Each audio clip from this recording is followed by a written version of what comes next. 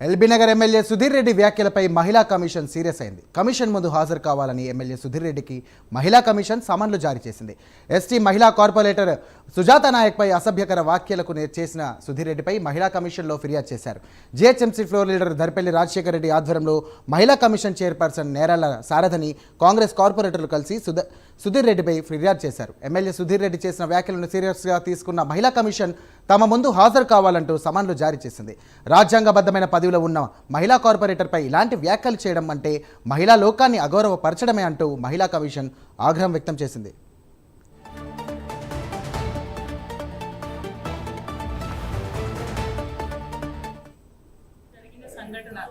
దేవిరెడ్డి సుధీర్ రెడ్డి గారు LB Nagar MLA.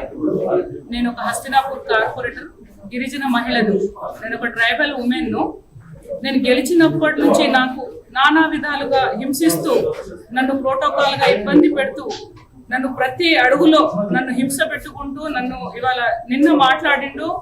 Honeymoon అనే పదానికి నాకైతే అర్థం తెలియదు. మరి ఒక భార్యాభర్తలు చేసిన వాడికి వేరే వాళ్లతో అంటగట్టి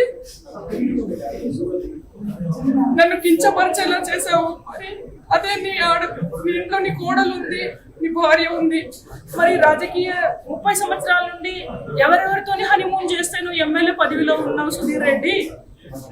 నీ పదవి కావాలి అని వేల కోట్లు లక్షల కోట్లు ఎక్కడి నుంచి సంపాదించుకున్నావు? నువ్వు రాజకీయంగా నీ పెళ్ళానికి మీ అమ్మ హనీమూన్ చేస్తేనే కదా నువ్వు వేల కోట్లు సంపాదించినవేమో అని నేను అనుకుంటున్నాను. నీ దునికి సమాధానం చెప్పాలి.